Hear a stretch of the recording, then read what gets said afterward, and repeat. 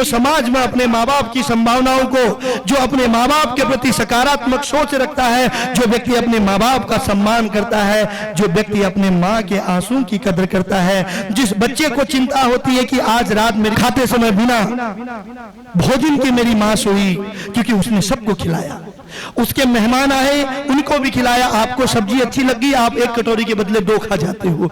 आपको भूख लगी, तुम 4 के बदले 5 खा जाते हो, लेकिन कभी नहीं कहते हो कि माँ तेरे लिए कुछ बचा या नहीं बचा। वो कहती है कोई बात नहीं बेटा खा लो। वो एहसास तक नहीं कराती है दोस्तों, तुम्हारी खुद की मम्मी वो भूखे सो जाती है, वो पिता दिन भर लेबरी करता है, लेकिन तुम्हारे लिए ताकत बन जाता है। वो सोचता है कि मेरा बच्चा, मेरी बिटिया आज नहीं तो कल उठेगी, आज नहीं तो कल भविष्य का निर्माण करेगी।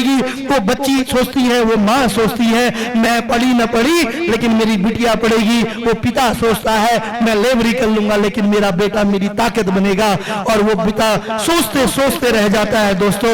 लेकिन दुख तब होता है जब वही बच्चा नशे के आगोश में अपने संस्कारों को भूल जाता है। दुख तब होता है जब वही पुत्र 18 साल की उम्र के बाद अपने माँ बाप को भूल के नई दुनिया बसाने के लिए, जिससे अभी चंद दिन मिले नहीं थे, उसको पाने के लिए उस माँ का गला काट देता है। दुख तब होता है बेटा जब वही औलाद बड़े होके अपने माँ बाप के ऊपर हथियार उठा देता है। दुख तब होता है जब वही औलाद बड़े होके अपने माँ बाप को वृद्धाश्रम में डाल देते हैं। दुख तब होता है जब वो माँ, बच्चा पेट में पल रहा होता है, वो माँ को तकलीफ होती है। हम कहते हैं कि माँ किसे कहते हैं? मैं कह रहा हूं दुनिया में सबसे बड़ा अगर वाहिगुरु कोई है तो माँ है, दुनिया में कोई सबसे बड़ा रब है तो माँ है, दुनिया में सबसे बड़ा कोई भगवान है तो वो माँ है। क्योंकि उस माँ के बराबर कष्ट कोई सहन नहीं कर सकता, और जो अपने माँ को समझ जाए वो विश्व का निर्माण कर सकता है। तो इसलिए कभी किसी के लिए जीना है,